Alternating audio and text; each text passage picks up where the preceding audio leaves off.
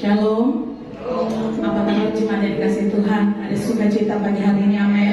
Kasih tepuk tangan buat Raja di atas segala raja.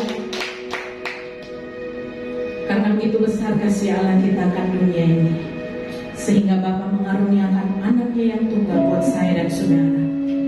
Sehingga hari ini Bapak Ibu Saudara ada saat ini, karena Yesus sudah menebus dosa, sudah menebus segala sakit penyakit kita, segala pelanggaran kita di atas kayu salib. Bukan dengan barang yang fana, Bapak Ibu Saudara, tapi Dia Tuhan yang kudus, Raja yang kudus, yang mencurahkan darahnya bagi setiap kita. Mari bersama-sama kita ambil waktu teduh di hadapan Tuhan pagi hari ini. Mari setiap pribadi lepas pribadi, kau renungkan kebaikan Tuhan. Kembali kita mengingat akan kasih-Nya, kasih-Nya yang besar bagi saya dan saudara.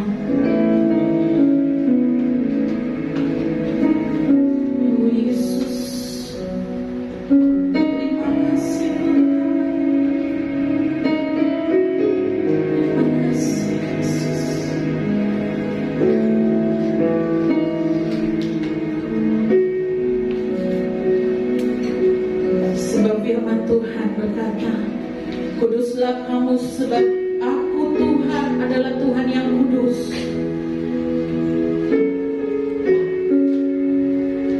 Mari datang dalam hadirat-Nya dengan berhiaskan kekudusan. Mari datang dalam hadirat-Nya.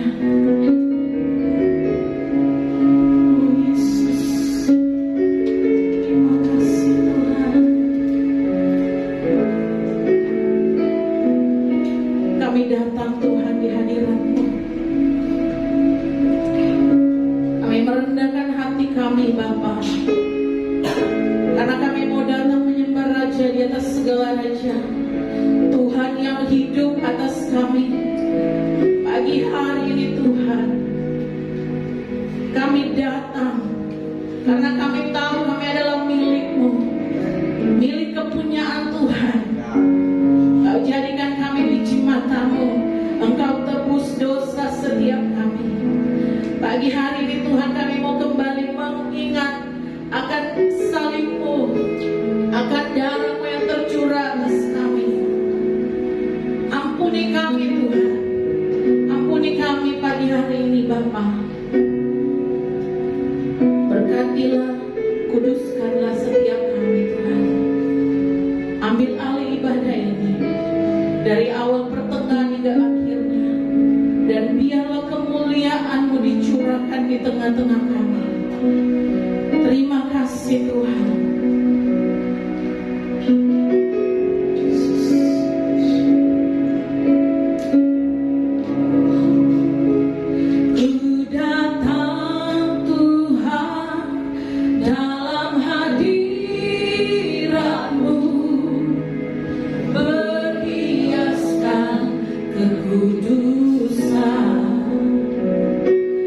Seluruh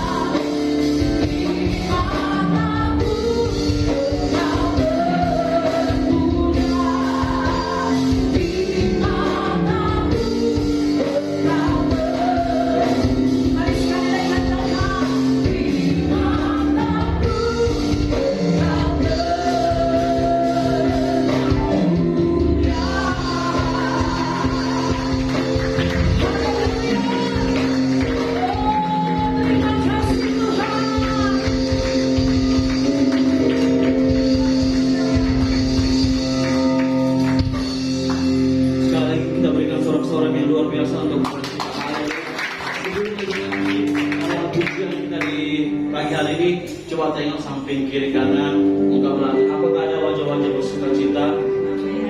Mari sekali kita berikan sorak-sorak yang luar biasa untuk Tuhan kita. Haleluya.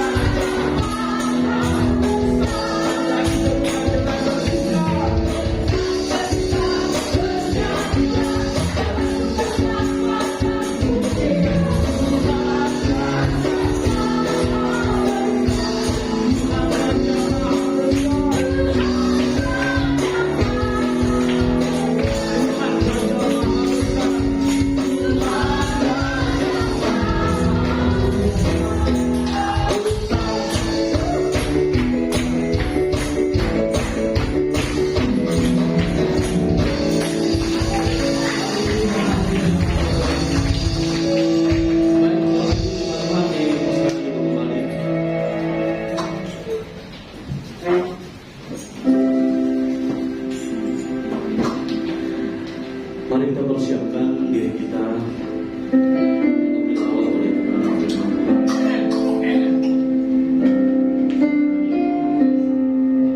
Dengan darah Yesus telah menembus dosa kita.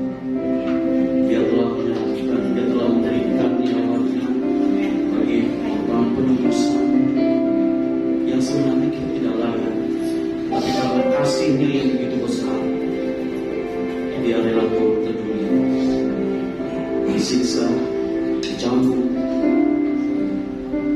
dan disalibkan. Mari Bapak Ibu Jemaat Tuhan, kembali kita merefleksikan karya Tuhan di dalam kehidupan kita. Hari ini kembali kita memperingati karya agung yang Tuhan telah kerjakan di dalam kehidupan kita. Terima kasih Yesus.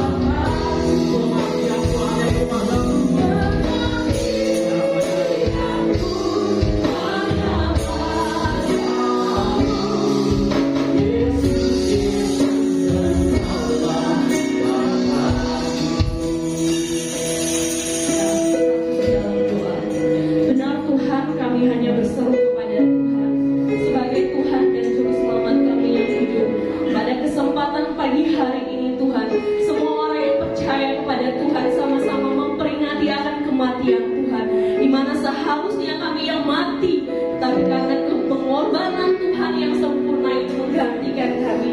Kami bersyukur Bapa buat anugerah terbesar yang Tuhan buat dalam hidup kami. Kami bersyukur Tuhan untuk anugerah kasih Tuhan berlimpah di dalam kehidupan kami. Tentang kematian Tuhan, pengorbanan yang sempurna, kami bersama-sama diingatkan kembali Tuhan. Kami bersama-sama Tuhan merenungkan Bapa, sehingga Tuhan kami benar-benar memaknai akan pengorbanan Tuhan di atas kayu salib. Hamba-Mu terbatas Tuhan, tapi kami percaya bahwa kuasa Tuhan tak terbatas. Tuhan tolong setiap pribadi kami. Kami serahkan waktu yang baik ini ke dalam tangan Tuhan. Di dalam nama Yesus kami berdoa dan bersyukur. Sama-sama kita katakan amin. Setiap umat yang percaya kepada Tuhan sama-sama memperingati akan kematian Tuhan di atas kayu salib. Jemaat yang dikasihi oleh Yesus Kristus, di sini sebelum kita membaca kebenaran firman Tuhan, siapa di antara kita yang telah menonton film tentang kematian Tuhan Yesus atau filmnya dari dia masa dari kelahiran sampai kebangkitannya? Di sini siapa yang pernah nonton? Rata-rata kita sudah pernah nontonnya minimal 1 kali. Bahkan saya bisa menghitung, saya sudah menonton film Tuhan Yesus itu 10 kali lebih ya. Karena setiap tahun biasanya gereja-gereja memutarkan film tersebut. Nah, ketika diputarkan, pasti pada bagian Yesus disalibkan, baik orang yang dewasa, anak-anak, bahkan orang tua pasti merasakan kesedihan. Benar? Ketika kita menonton film Tuhan Yesus di bagian penyaliban, di mana dia dipukul, dianiaya, kita meneteskan air mata. Setelah kita meneteskan air mata, besoknya kita juga lupa ya apa yang kita nonton. Begitu setiap tahun itu kita selalu menangis akan kematian Tuhan Yesus. Tetapi yang Tuhan mau, tangisan kita itu ada perubahan. Tangisan kita itu berbuah pertobatan. Bukan tangisan karena perasaan ya. Sekali lagi, tangisan yang kita lihat di mana Yesus telah mati itu bukan tangisan perasaan kita atau karena kita kasihan, tidak. Karena kita betul-betul menyadari seharusnya saya yang di sana, bukan Tuhan Yesus. Seharusnya saya yang dipukul, seharusnya saya yang dibinasakan. Tetapi karena kemurahan Tuhan, karena kebaikan Tuhan, kasih setia Tuhan, Dia mengorbankan dirinya. Sehingga tangisan kita itu, kita katakan bukan tangisan buaya ya, atau tangisan perasaan, tetapi betul-betul tangisan kita itu karena kita menyadari seharusnya lah kita yang berada di sana. Jemaat Tuhan, sama-sama kita membuka di dalam Yesaya. Tentu ini adalah ayat yang tidak asing lagi. Kita membuka di dalam Yesaya 53 pasal yang ke-53, ayat yang pertama sampai ayatnya yang ke-12. Sekali lagi di dalam Yesaya pasal yang ke-53 ayatnya yang pertama sampai ayat yang ke-12. Kita akan baca bersama-sama. Jemaat Tuhan, saya ajak untuk berdiri.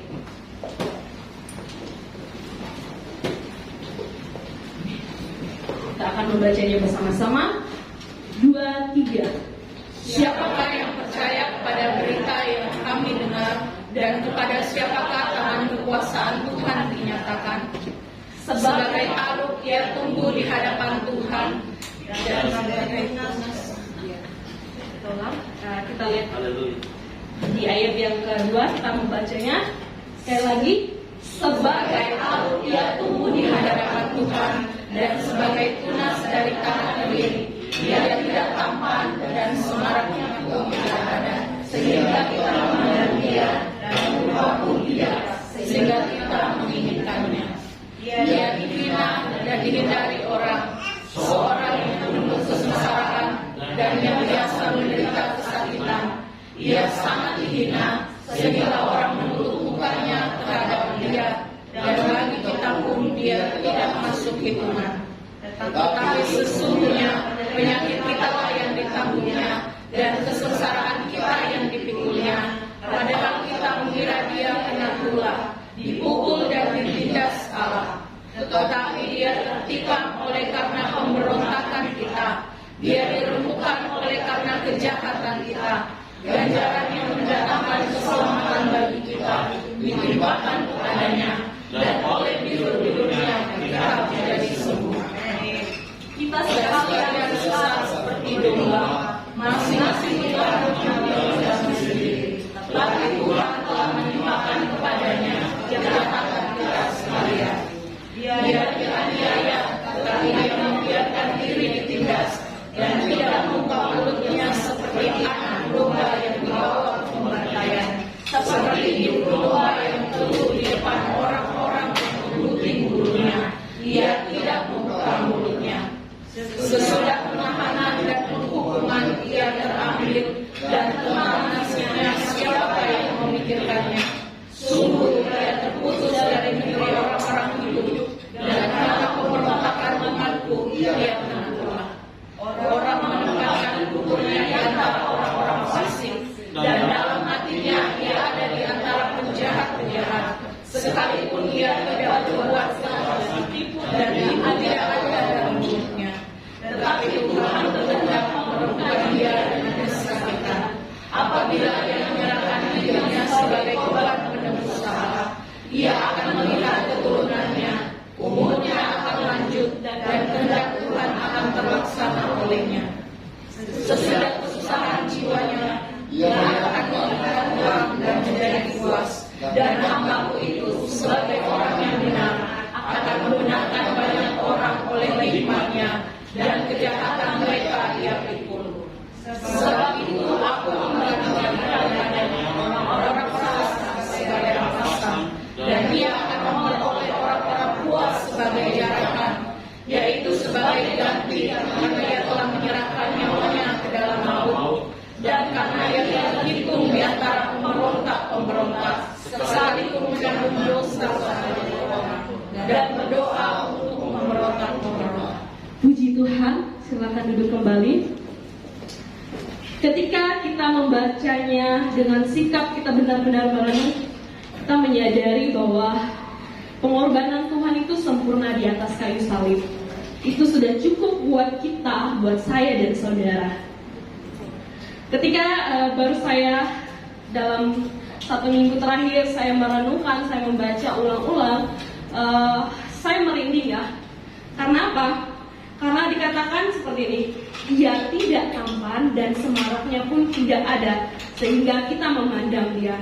Dan ia dihina dan dihindari orang, seorang yang penuh kesengsaraan, yang biasa menderita kesakitan. Ia sangat hina, sehingga orang menutup mukanya, dan bagi kita pun dia tidak termasuk dalam hitungan. Ketika saya melihat bahwa memang pada saat waktu Yesus disalibkan, sebelum dia mati, dia memikul salib itu, dia itu dipukul ya, dipukul, dihina, dicambuk, bahkan dia memakai mahkota duri. Sehingga kalau kita melihat di filmnya itu, betul-betul muka Tuhan itu hancur ya, goresan-goresan. Dan saya menyadari kalau pada saat kita juga berada di sana, kita juga mengira bahwa dia adalah orang yang hina, dia adalah orang yang memberontak, dia adalah orang yang kena tulah, seperti yang Yesaya katakan. Bahkan kita tidak memandang dia. Saya ingin katakan berbeda ya pemikiran kita. Seharusnya dia memang disalibkan, seharusnya dia layak menerima pukulan, cambukan, bahkan mahkota duri seharusnya ya. Tapi bagi kita harus ubah pola pikir kita, karena kitalah dia mati. Beda ya, seharusnya memang dia mati. Berbeda dengan karena kitalah dia mati. Itu dua kata yang berbeda ya. Seharusnya kita dihukum kan? Benar jemaat Tuhan? Seharusnya kita yang dihukum, tetapi kita balik, karena kitalah dia dihukum. Itu berbeda ya. Jadi jangan kita melihat seperti orang-orang dunia, seperti orang-orang Yahudi pada saat itu. Mereka pada saat Yesus masuk ke Yerusalem, jemaat Tuhan, minggu lalu kami anak-anak sekolah minggu belajar tentang Yesus dieluk-elukan di Yerusalem. Pada saat Yesus masuk ke Yerusalem, semua berkata Hosana, Hosana. Tapi orang-orang yang berkata Hosana, Hosana itu mereka juga yang berkata, salibkan dia, salibkan dia. Mungkin kita saat ini berkata Yesus adalah juru selamat kita di kemudian hari. Kalau iman kita tidak teguh, kita bisa menyangkal bahwa Yesus adalah keselamatan bagi kita. Jemaat Tuhan yang dikasihi oleh Yesus Kristus, kita belajar bersama-sama mengapa pengorbanan Tuhan Yesus itu sempurna. Yang pertama yang kita belajar, mengapa pengorbanan Tuhan Yesus itu sempurna di atas kayu salib dan selesai. Yang pertama adalah Ia menanggung semuanya. Sekali lagi, Ia menanggung semuanya. Apa yang ditanggung oleh Yesus itu jelas di dalam Yesaya. Kita lihat di dalam ayatnya yang keempat sampai ayat yang ke-6. Kita lihat apa yang ditanggung oleh Yesus. Tetapi sesungguhnya penyakit kitalah, kesengsaraan kitalah, pemberontakan kitalah, kejahatan kita, dan kesesatan kita. Jadi digunakan, kata yang digunakan ini kita, bukan kamu. Itu kita itu semua ya. Pemberontakan kita, kejahatan kita, kesengsaraan kita, kesesatan kita, penyakit kita yang Dia tanggung di atas kayu salib. Kita melihat bahwa tanggungan Yesus itu sungguh besar. Dia memikulnya itu semua. Dia tanggung itu semua. Bukan 99,9% ditanggung oleh Yesus, 1%-nya ditanggung oleh kita. Tidak.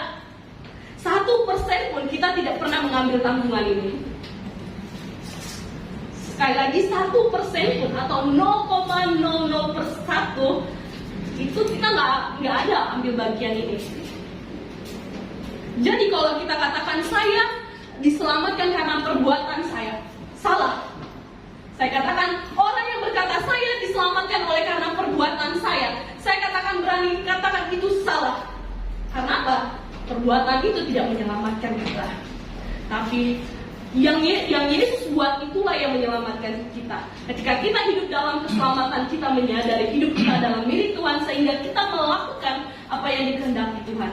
Buah-buah yang ada di dalam kita itu menghasilkan perbuatan-perbuatan yang sesuai dengan kehendak Tuhan, bukan perbuatan kita diselamatkan. Karena sekali lagi, kita tidak pernah mengambil satu bagian pun dalam tanggungan ini.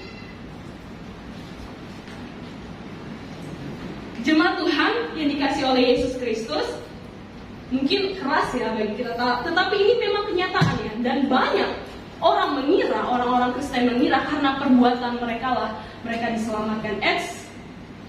Kalau kita katakan karena perbuatan kita, seharusnya kita menanggung semua ini. Penyakit kita harus tanggung sendiri ya. Tapi semua itu ditanggung oleh Yesus.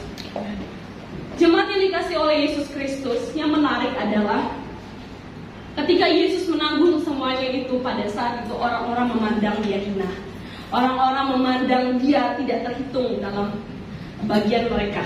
Orang-orang menghindari Dia. Orang-orang mengira Yesus kena tulah. Dan orang-orang mengoloki, meludahi Dia. Cara pandang kita itu nggak boleh seperti itu. Kalau kita diselamatkan, betul-betul kita hidup di dalam keselamatan kita. Kita tahu bahwa Tuhan menanggung semuanya itu. Kita tidak pernah menanggung apapun untuk keselamatan kita. Kalau saya ceritakan ya, bagian mungkin ada gambaran bagaimana tanggungan itu. Waktu kami SMA, itu ada beasiswa ya. Kalau mau kuliah, itu pasti ada beasiswa dari pemerintah. Pemerintah bilang seperti ini, 100% akan ditanggung. Lihat, berapa orang yang mendaftar? Beribu-ribu. Orang yang mendaftar untuk tanggungan itu, supaya ditanggung oleh pemerintah, itu beribu-ribu. Bahkan saya sendiri pun tidak masuk dalam hitungan mereka, karena dari beberapa persyaratan saya sudah tidak layak gitu ya, beribu-ribu. Tetapi apakah mereka yang mendaftar beribu-ribu itu akan terpilih? Tidak, hanya mungkin 2 atau 3 orang saja yang terpilih dari tanggungan yang pemerintah berikan kepada siswa SMA ya. Tetapi lihat, ini yang berbeda. Tuhan menanggung semuanya. Semua orang yang ada di dunia ini Tuhan sudah tetap tanggung. Tetapi apakah semua mau menerima tanggungan itu? Kita periksa dalam diri kita. Semua Tuhan sudah tanggung. Penyakit kita, semua hal-hal dosa kita, semua selesai. Keselamatan Tuhan itu berikan dengan cuma-cuma. Pertanyaannya, apakah kita mau menerima tanggungan yang Yesus sudah lakukan? Saya rasa tidak semua orang menerima tanggungan itu. Karena apa? Karena mereka melihat bahwa tidak ada dampak ya. Maksudnya secara jasmani, secara duniawi itu tidak memuaskan. Bagi orang dunia, bagi orang yang tidak percaya kepada Yesus, tanggungan yang Yesus buat itu tidak pernah memuaskan keinginan daging mereka. Kita dulu masuk di dalam hitungan itu. Karena semua orang telah berbuat dosa dan telah kehilangan kemuliaan Allah. Tapi kita menyadari kita sudah ditanggung oleh Tuhan seluruhnya. Pertanyaannya yang kita renungkan dalam peringatan akan kematian Tuhan Yesus ini, apakah kita mau menerima apa yang Yesus telah tanggungan bagi kita? Kalau kita katakan kita mau menerima, itu enggak ada 99,9%, yang ada 100%. Kalau jemaat bisa melihat beberapa iklan ya, membersihkan 99,9% ketombe gitu ya, kepala. Nggak pernah mereka katakan 100% ya, karena mereka tidak menjamin itu 100%. Tapi Yesus katakan, saya sudah menanggung semuanya itu 100%. Jemaat yang dikasih oleh Yesus Kristus, ini mengingatkan kepada kita, bukan karena kuat kita, bukan karena hebat kita, bukan karena kepintaran kita, bukan karena harta kita dipilih oleh Tuhan. Tetapi Tuhan melihat kita, Dia melihat kita dengan penuh kasih. Sebabnya di dalam Yohanes 3 ayat 16, sama-sama kita katakan tanpa itu ya, tanpa ada di layar ya, kita mau coba. Yohanes 3 ayat 16, 1, 2, 3. Karena begitu besar kasih Allah akan dunia ini, sehingga Dia telah memberikan anaknya yang tunggal, supaya setiap orang yang percaya padanya tidak binasa melainkan beroleh hidup yang kekal. Ayat ini dari saya masih sekolah minggu, bahkan anak-anak sekolah minggu, kalau dikatakan Yohanes 3 ayat 16, karena begitu besar. Kita nggak boleh hanya menghafal ya, tetapi betul-betul kita merenungkan bahwa begitu besar kasih Allah akan dunia ini, sehingga Ia menanggung semuanya itu. Amin.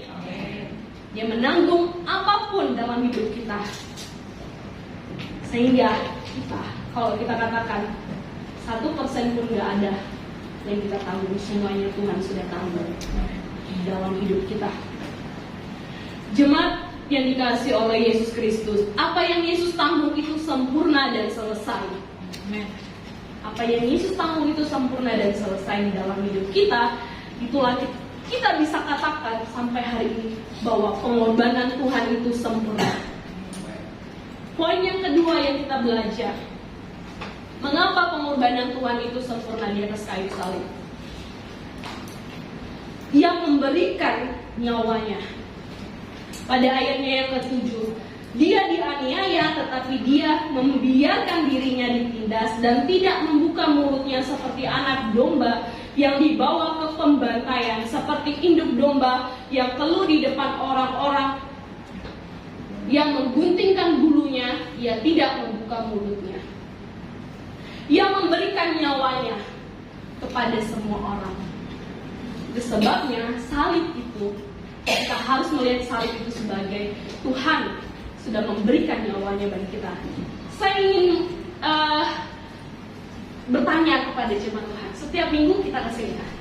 Setiap minggu jemaat Tuhan, walaupun salibnya kita lihat kecil ya, tidak sebanding dengan gereja-gereja besar. Itu mereka ada salib besar gitu ya. Pernahkah kita memasuki gereja itu pintu dan kita harus langsung melihat salib ini? Atau karena kita lihat hanya kecil gitu ya, jadi dia nggak termasuk dengan kita bilang salib yang sempurna yang seperti yang gereja-gereja pajang. Tapi kalau kita melihat ini, kemarin saya masuk, saya renungkan, ternyata saya sudah mengabaikan ya. Ketika saya masuk, saya nggak pernah lihat salib. Saya lihat ini lagu apa ya nanti dinyanyikan, siapa ya firman Tuhannya ya. Tapi cobalah kita masuk, kita melihat salib, kita tahu selayaknya kita layani hukum di sini, tetapi Tuhan menggantikannya. Sederhana bukan? Tetapi dari hal-hal sederhana Tuhan pakai untuk mengingatkan kita. Saya melihat bahwa di gereja waktu saya pulang tahun lalu itu memang salib itu besar ya, ada lampu disorot gitu. Tapi saya yakin tidak semua orang akan melihat itu sebagai Tuhan telah mati bagi dia. Kalau walaupun ini sederhana kita lihat ya, kalau bisa dibilang ya sangat sederhana ya, tapi ini bisa mengingatkan kita bahwa salib Tuhan itu sempurna di dalam hidup kita. Saya mau minggu-minggu yang akan datang ketika kita masuk, kalau kita melihat salib, kita menyadari pikiran kita adalah kepada Yesus telah mati di atas kayu salib. Berbeda ya jemaat Tuhan. Dulu saya mengira ya, orang yang memakai gelang anting salib, yang punya simbol salib, kalung salib, saya melihat itu adalah orang yang paling Kristen ya, orang yang betul-betul percaya. Jadi saya dulu waktu SMA itu nggak make yang punya simbol-simbol gambar salib ya, karena dalam pikiran saya orang yang memakai itu berarti orang yang betul-betul percaya, betul-betul rohani. Bahkan kalau saya melihat artis menggunakan salib, saya sudah dia menampakkan imannya kepada semua orang. Tapi saya pernah bertanya kepada teman saya katakan seperti ini, kenapa kamu gunakan anting salib, kalung salib? Dia menjawab, karena saya suka simbolnya, bukan karena dia memaknai salib itu. Jadi salib yang kelihatan itu tidak menjamin bahwa kita betul-betul percaya kepada Yesus. Bukan berarti ketika kita memakai kalung salib menunjukkan kita lebih rohani ya, tidak. Tapi kalau kita melihat salib itu, kita betul-betul pikiran kita, hati kita itu terarah kepada Yesus. Itu mengingatkan kita kepada Yesus. Itu sebabnya jangan salib itu hanya sebagai simbol, tetapi biarlah salib itu terukir di dalam hati kita. Mungkin salib yang di depan ini bisa rusak, bisa dicuri orang, bisa karat lagi, bisa sobek gitu ya. Tapi jika salib itu ada di dalam hati kita dan kita memikul, itu nggak ada orang yang bisa ngambil. Amen.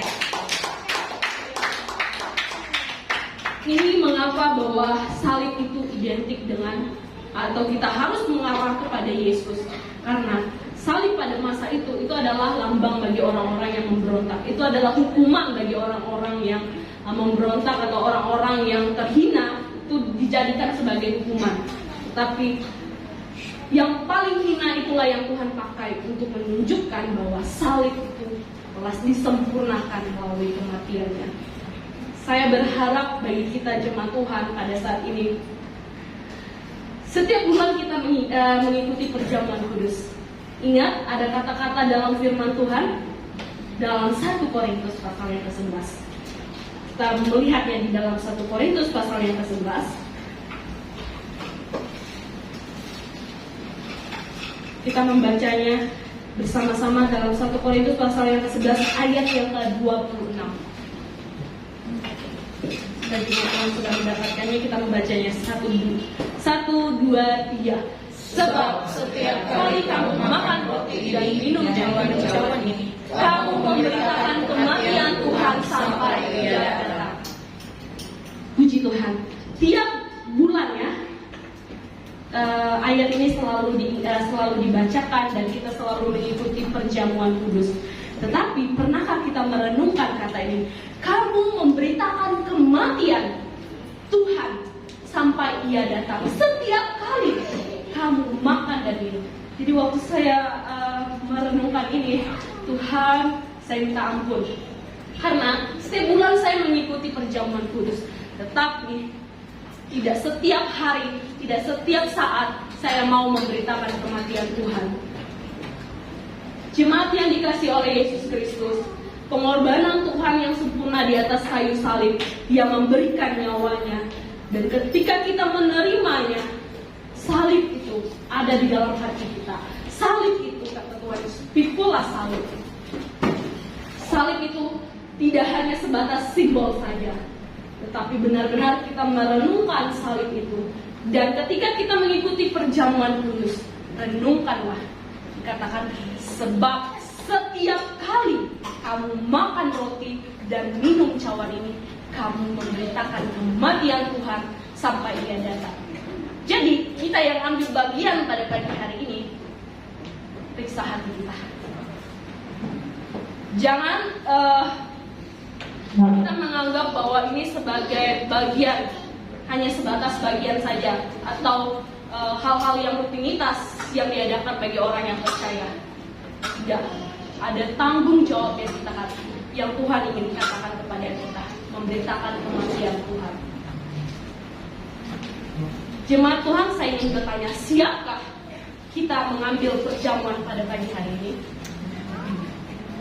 Sekali lagi, siapkah kita mengambil bagian perjamuan pada pagi hari ini? Berarti kita siap memberitakan kematian Tuhan di atas kayu salib. Amin? Puji Tuhan. Inilah firman Tuhan yang kita belajar bersama-sama. Pengorbanan Tuhan yang sempurna. Karena apa? Karena Dia menanggung semua hal yang dalam hidup kita. Kita tidak pernah menanggung apapun. Dan yang kedua, Dia memberikan nyawanya di atas kayu salib. Salib itu bela terukir di dalam hati kita. Dan kita setiap kali kita makan ini, yang mengikuti perjamuan kudus, kita satu hal yang kita pegang dan satu hal yang kita laksanakan adalah kita siap memberitakan tentang kematian Tuhan di atas kayu salib. Kita akan mengikuti perjamuan kudus yang akan dipimpin oleh Bapak Gembala, yang akan menuju dalam perjamuan. Oleh waktu pagi siang hari, semuanya Tuhan berkati. Bahkan hamba berdoa kiranya Tuhan lebih memberikan hikmat, kemampuan, dan kuasa bagi hamba yang sudah menyatakan isi hatinya, sehingga Tuhan memakai dia lebih lagi dan dahsyat. Berkati dia lebih lagi Tuhan, studinya, kelak apa yang menjadi kerinduannya Tuhan berkati. Keluarganya, semua Tuhan berkati. Hamba percaya tidak ada satupun umatmu yang kau lewati pada siang hari. Semua umat Tuhan sudah diberkati oleh firman Tuhan. Yang percaya diberkati firman Tuhan, sama-sama kita katakan amin. Beri kemuliaan untuk Tuhan. Kita akan masuk dalam perjamuan kudus. Saya mengundang hamba Tuhan yang bertugas untuk maju beriman. Kita naikkan pujian. Bukan dengan harapan kau membayar dosa.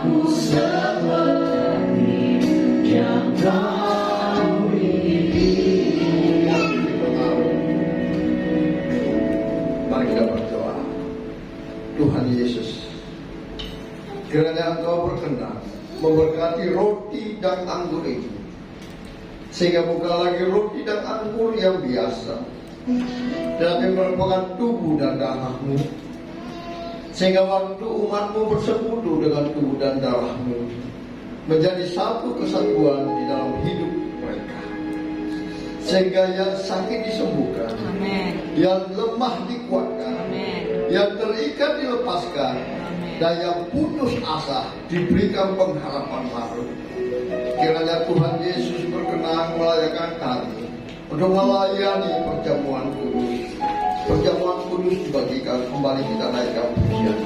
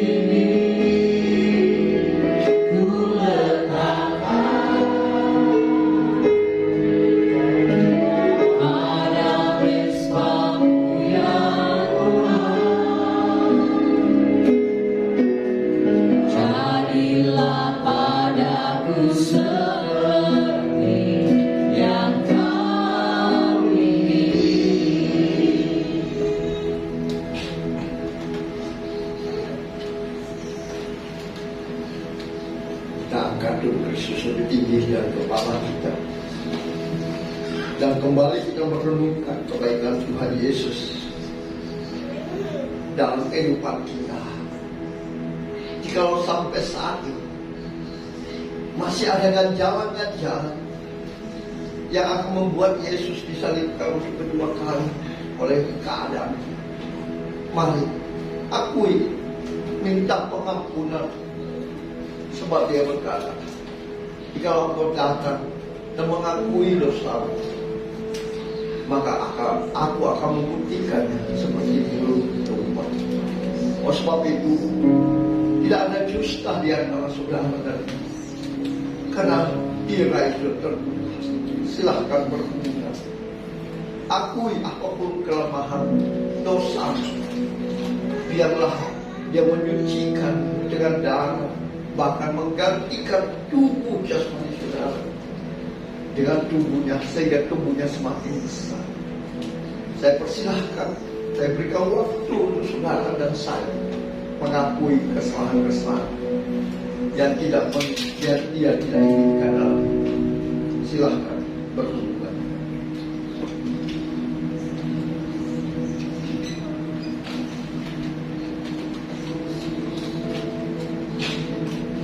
Bahwa firman Tuhan mengingatkan kita, barang siapa dengan cara yang tidak layak makan roti atau minum cawan Tuhan, ia berdosa terhadap tubuh dan darah.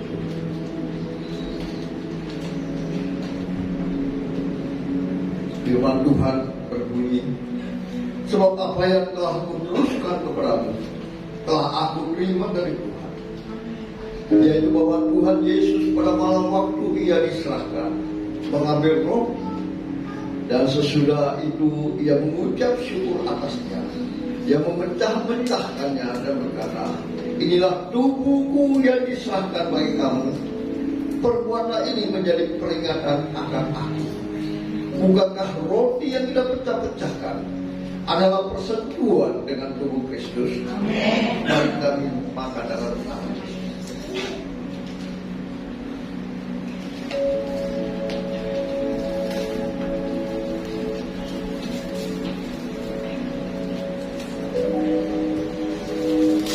Selanjutnya, mari kita mengangkat darah Kristus lebih tinggi dari kepala.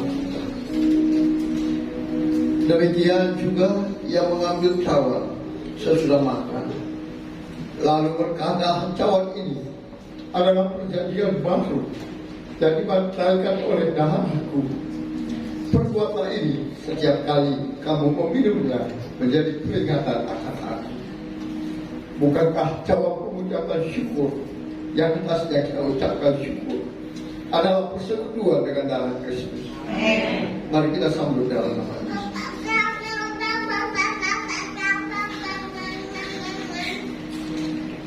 Sekali lagi mari umat Tuhan.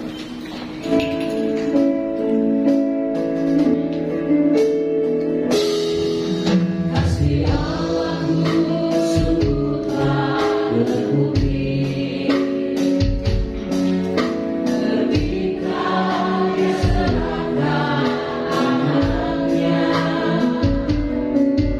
Kasih Allah mau berkorban bagi kau dan aku. Tak ada kasih seperti kasih. Kasih Allahku sungguhlah terbukti, ketika Dia serahkan anaknya. Kasih Allah mau berkorban bagi kau dan aku. Tak ada kasih seperti kasih. Bersyukur, bersyukur, bersyukur. Aku bersyukur atas kasih setianya. Ku sembah, ku sembah, ku sembah, dan ku sembah. Selama hidupku ku sembah Kamu. Bersyukur, bersyukur, bersyukur. Aku bersyukur atas kasih setianya. Ku sembah, ku sembah, ku sembah, dan ku sembah. Selama hidupku ku sembah Kamu. Selama hidupku ku sembah Kamu. Selama hidupku ku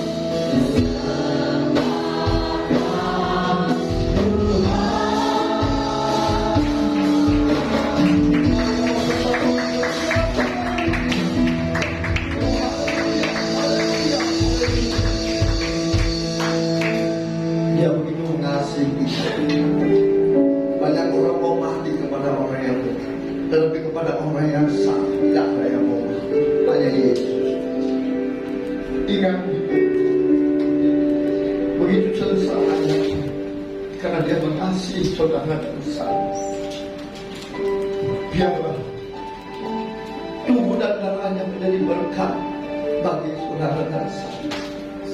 Tubuhnya menggantikan tubuh jasmani saudara dan saya, sehingga dia semakin besar dan kita semakin kecil. dan darahnya menyucikan. Untuk boleh bertemu dengan dia. Dia begitu baik. Dia tidak pernah tinggalkan saudara. Bahkan di saat kita tertidur, dia tidak terlelap menjaga kita. Dia menjaga kita dan menyediakan berkat bagi kita di saat kami bangun pagi. Dia berikan keselamatan, dia berikan kesembuhan, dia berikan pertolongan, perlindungan dan berkat-berkat jasmani sehingga kita boleh ada sampai hari ini. Bukan karena kebaikan, bukan karena kepandaian kita, tapi semua karena anugerah Tuhan. Mengucap syukurlah selalu. Dan hamba percaya Tuhan, tidak ada satupun umatmu yang kau lupa. Mereka engkau sudah ubahkan mereka. Kehidupan yang sia-sia mereka tinggalkan. Dan hamba percaya darahmu menyucikannya sehingga mereka menjadi orang-orang yang kudus di hadapan. Terima kasih Tuhan. Terpuji-puji nama di dalam nama Yesus. Setiap kita yang percaya sudah diubahkan, sudah disucikan dan dikuduskan, maka tubuh kita semakin kecil. Sama-sama kita katakan amin. Terima kasih.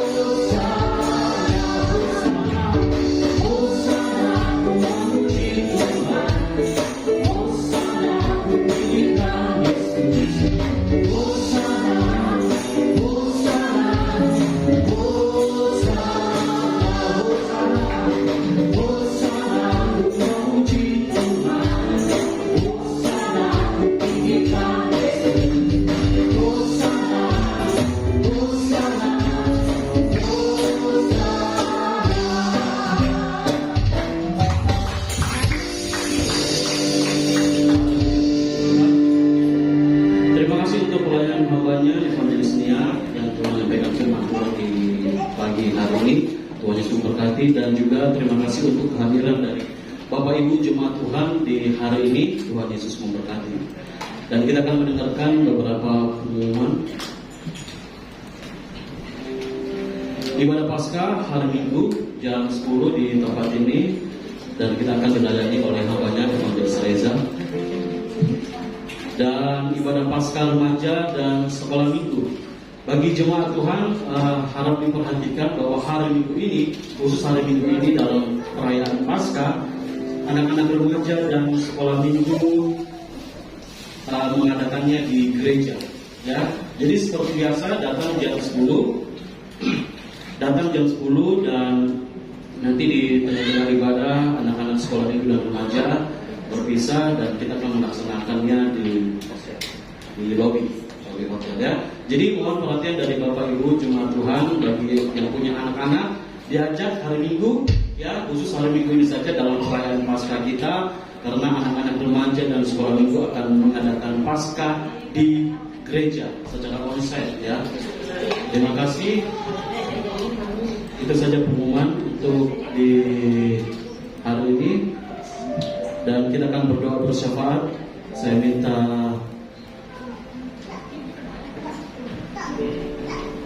Ibu Gisel pimpin kita Kita di dalam doa. Haleluya. Mari Bapak Ibu Saudara, kita mau satukan hati, kita berdoa. Bapak yang baik, kami mengucap syukur Tuhan pagi hari ini. Kami boleh datang di tempat ini Tuhan, karena anugerah-Mu yang besar bagi setiap kami. Kami boleh kembali mengingat bahwa darah Yesus yang tercurah di atas kayu salib menebus kita semua, menanggung segala sakit penyakit. Terima kasih Tuhan buat pengorbanan-Mu yang begitu besar bagi kami. Dan biarlah kehidupan kami pribadi lepas pribadi pagi hari ini boleh benar-benar menjadi sesuai dan seturut kehendak-Mu saja Tuhan. Pagi hari ini Bapa, kami berdoa kiranya Engkau terus memberkati, memakai hamba-Mu Evangelis Nia yang telah menyampaikan kebenaran firman Tuhan pagi hari ini. Urapan yang baru, bahkan penyertaan Tuhan terus menyertai kehidupannya, studinya, bahkan keluarganya. Masa depannya adalah masa depan yang penuh harapan di tangan Tuhan. Kami berdoa biarlah Kau senantiasa buat berhasil apa yang dikerjakannya. Pelayanannya juga boleh berkembang dan boleh menjadi berkat bagi orang-orang di sekitarnya. Terima kasih Tuhan Yesus. Kami juga berdoa mengucap syukur buat persembahan yang kami boleh berikan pagi hari ini. Tuhan Yesus, sucikan, kuduskan persembahan ini. Karena kami tahu Tuhan, persembahan yang kami berikan ini untuk kemuliaan-Mu di tempat ini Tuhan. Kami percaya Kau juga memberkati setiap anak-anak-Mu, bahkan mereka yang membawa korban syukur, mereka yang mengembalikan milik Tuhan, bahwa janji firman Tuhan akan digenapi dalam kehidupan anak-anak-Mu di tempat ini. Terima kasih Tuhan Yesus. Kami juga berdoa ya Bapa, buat tempat ini di mana kami pakai beribadah.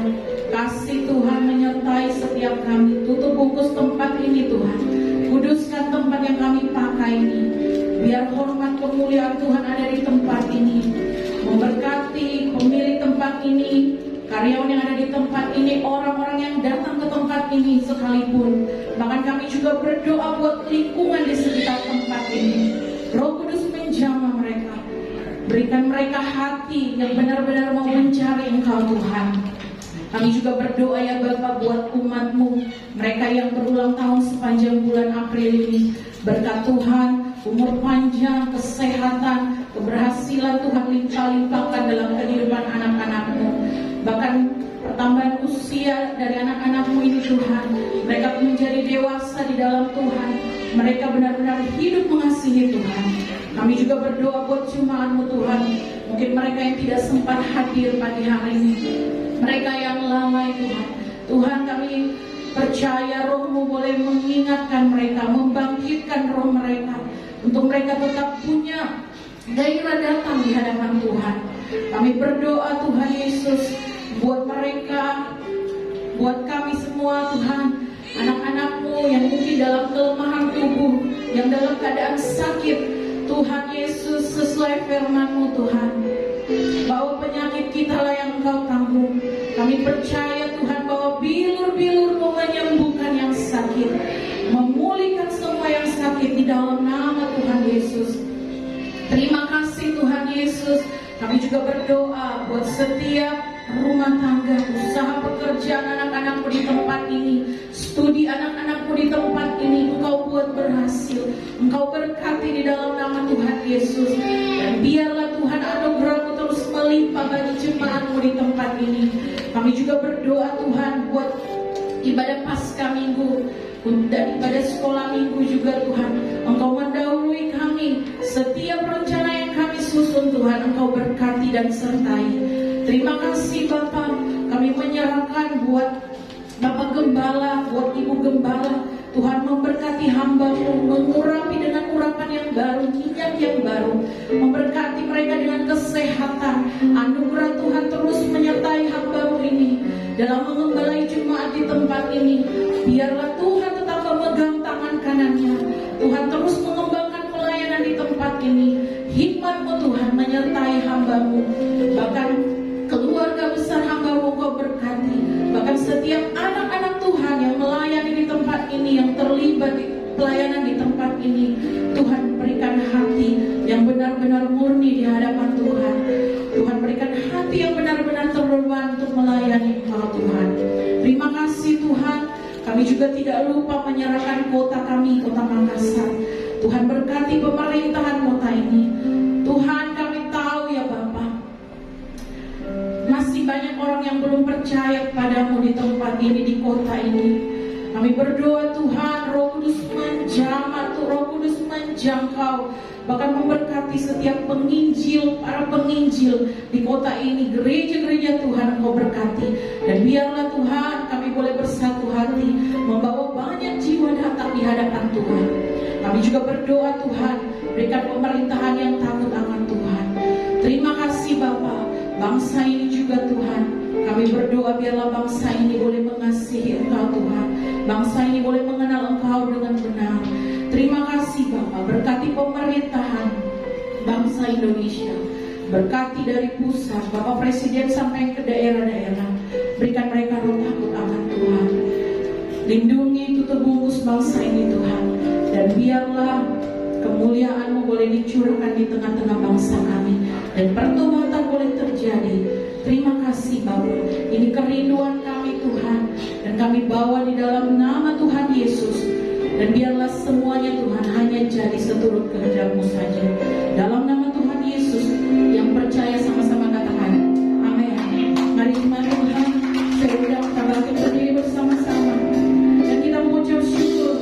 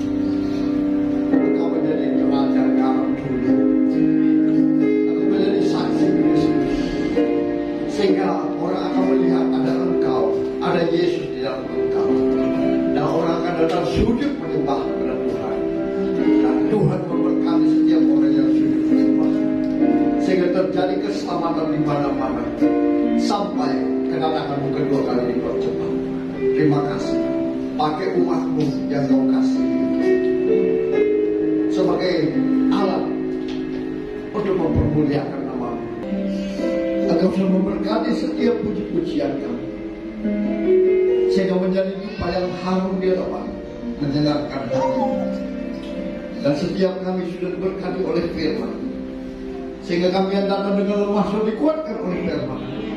Kami yang terlalu sudah dilepaskan oleh kuasa damai. dan kami yang susah sudah dibuka oleh Roh Kudus. Dan setiap kami yang percaya kepada kami percaya bahwa kuasa penyakit itu sudah dikalahkan di atas kaum Islam. Dan oleh biru-biru kami disembuhkan dalam nama Yesus. Sehingga kami pula membawa berkas-berkas yang baik. Kami pula menjadi pendengar dan pelaku firman. Dan janji-janji-Mu digenapi dalam kehidupan kami. Oleh sebab itu Tuhan, izinkan kami memohon berkat-Mu bagi umat-Mu yang Kau kasih.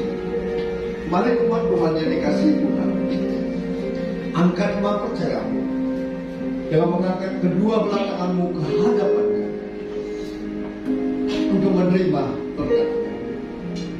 Diberkatilah Engkau di kota, diberkatilah Engkau di ladang, diberkatilah buah kandunganmu, diberkatilah tempat adonanmu, diberkatilah keluar masukmu, dibiarkan musuhmu maju berperang melawan Engkau terpukul kalah olehmu, dan apa yang sedang Engkau kerjakan Tuhan berkati sehingga Engkau semakin naik dan tidak pernah turun. Engkau menjadi kepala dan bukan menjadi ekor, mulai pagi siang hari ini sampai kekal selama-lamanya. Yang percaya diberkati Tuhan, dilindungi, disertai dan dipelihara Tuhan. Sama-sama kita katakan amin.